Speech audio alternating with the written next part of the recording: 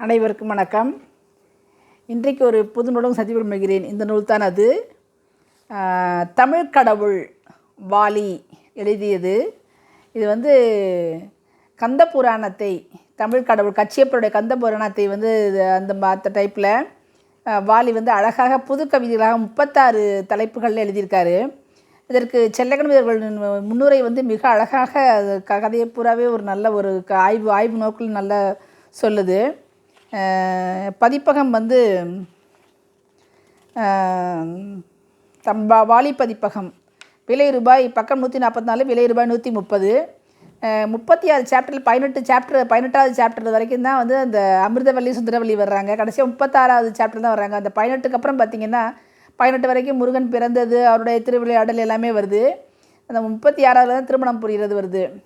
கணபதி காப்பு, கச்சியப்பருக்கு, அற்ப ஆசை, அருள்மிகு அவன், வெயிலும் மயிலும், தலைப்புகள்லாம் ரொம்ப அழகாக இருக்குது, எழிலாக இருக்குது.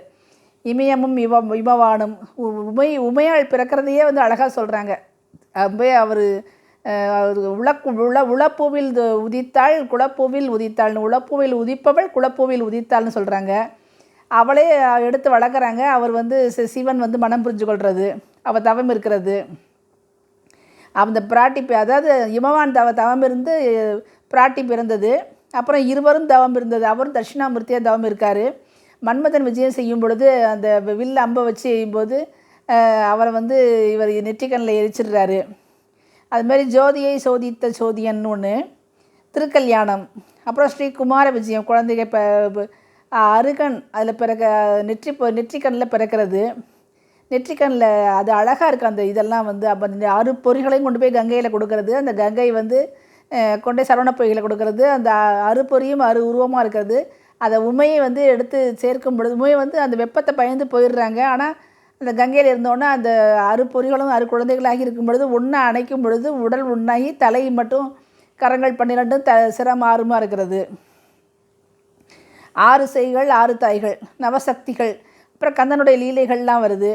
ஓம் என்ற மந்திரத்தோட இது. அமிர்தவல்லி சுந்தரவல்லின்னு சொல்லிட்டு அவங்க இவரை மனம் செய்துக்கிறதுக்காக கேட்குறது. வேல் வாங்கிறது, கிரௌஞ்சமலை, தாரகன் சாயிறது, மாயைகிட்ட தான் இவங்க சூரபத்மன் இவங்கெல்லாம் பிறக்கிறாங்க. அந்த கஷ்யப முனிவர் அவரை மயக்கி பிறக்கிறாங்க. அந்த சூரன் வேள்வி செஞ்சு இவற்றை எப்படி தன்னுடைய இதெல்லாம் வாங்குறான்னு. அதுமாரி உலகெல்லாம் முலா அவர் முலாம் மட்டும்தான். அதாவது சூடமாக என்னை எரிந்து நீ உன்னை கொடுத்து, அதாவது சொக்கப்பனை போல் நெருப்பில் விழுந்து எரிஞ்சு அது தவம் செஞ்சு பார்ப்பான். வரவே மாட்டார் சிவன். பல்லாயிரக்கணக்கான முதல்ல அவனுடைய நினைப்பெல்லாம் அங்கேயும் இங்கேயும் செதறும். அதெல்லாம் அழகாக எழுதியிருப்பார். அப்புறம் அந்த தவ நெருப்பிலே குதித்த உடனே சொக்கப்பன மாதிரி எரிஞ்சோடனே சிவன் தாரகனும் சிங்கம் பத்மனும் பயப்படுவாங்க, அண்ணன் விழுந்துட்டானேன்ட்டு. அப்புறம் இவர் அந்த சூட மாதிரி எரிஞ்சி எனக்காகன்னு சொல்லி சிவன் உயிர்ப்பிப்பார். அதனால் என்னால் மட்டும்தான் உனக்கு அழிவுன்னு சொல்லுவார்.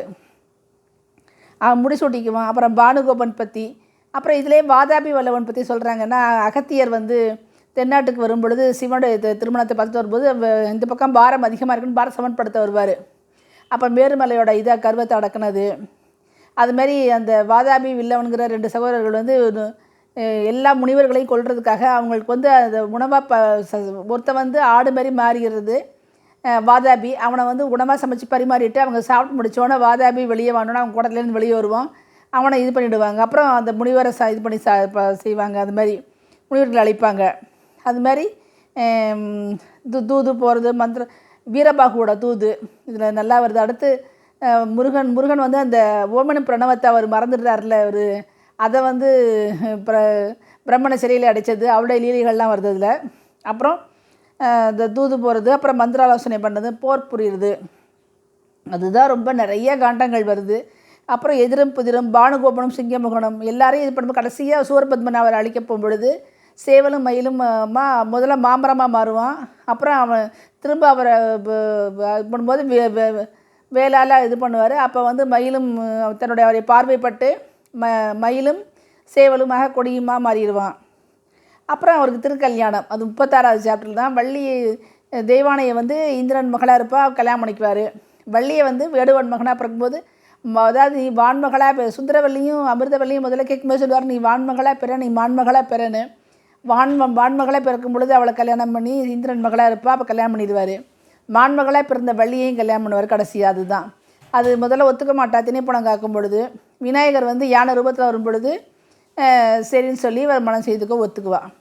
இந்த ரொம்ப ஒரு இதோடைய சொற்சுவைக்காக படிக்க வேண்டிய நூல் இது. கொடுப்பவனும் அவனை எடுப்பவனும் அவனை மரக்கருணையின் மற்றொரு பெயர்தான் சிவனே.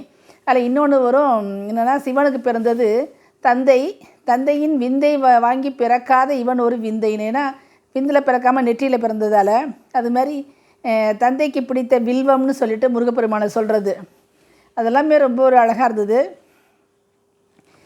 வாலியோடைய சொல்ல ஆடல் அவ்வளோ ஒரு சிறப்பு. சூரன் சூட்டோடு சூடாய் மொத்த விருந்து என 100 முத்த விருந்து ஊர்கள் மகனுக்கு ஊட்டினான். பானுகோபனோடு கருவறையில் கதவை சாத்தவில்லை. அதன் பின் அடுத்தடுத்து அக்னிமுகன், இரணியன், வஜ்ரபாகு எல்லாரையும் பெற்றாள்னு சொல்லி வர்றாங்க. இதுமாரி நிறைய இது பார்த்திங்கன்னா பாடல் எல்லாமே எல்லா வரிகளுமே இலக்கிய நயம் வாய்ந்தவை. தாய் தந்தை தனையன் தனையை இவர்தம் இழப்புகளுக்கு கூட இதயத்தில் இடம் கொடுக்காது ஆற்றுவதே அரசியல் பாக்கியம், அதற்கு மற்ற வழியை பொருட்படுத்தாத மனவழிதான் முக்கியம் அப்படின்னு சொல்லிட்டு, அது மாதிரி போனது போகட்டும் போர் செய் நேர்ந்த தவற்றை நேர் செய் அப்படின்றாங்க. அது மாதிரி நிறைய இது நான் பாடல்கள் பூராவுமே வந்து இப்போ படிக்கும் பொழுது அவ்வளோ ஒரு நல்ல ஒரு கவிச்சுவையோட இன்பமாக இருந்தது இந்த நூல். தமிழ் கடவுள் எனப்படும் தமிழரின் தேவு வையமே அவன்தான் வைகளும் மேவு. சிவபெருமானை சுற்றும்போது சொல்ல வரும், அவன் வாழ்வது காடு அவன் வாகனம் மாடுன்ட்டு. இதுதான் அவனின் மாடுன்னா செல்வம்னு அர்த்தம்.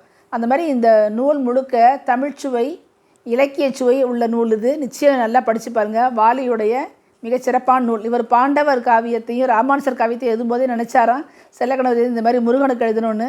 இந்த மாதிரி தமிழ் கடவுள்னு பேர் வச்சு எழுதுனதால இவரோட சிறப்பை பற்றியும் அவர் சொல்லி ரொம்ப ஸ்லாகிச்சிருக்காரு. இவரோட இலக்கிய நயம், பொருள் நயம், சொல்லையும் எல்லாத்தையுமே அவர் நல்லா ஸ்லாகிச்சிருக்காரு.